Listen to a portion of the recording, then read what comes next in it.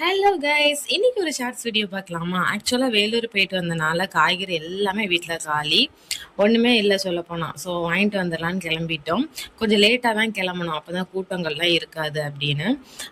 போயிட்டு ஒரு super market தான் இருந்துச்சு. ஆக்சுவலாக எனக்கு சந்தையில் வாங்கணும்னு ரொம்ப ஆசை, பட் சந்தை பக்கம் போனால் செம்ம கூட்டம்.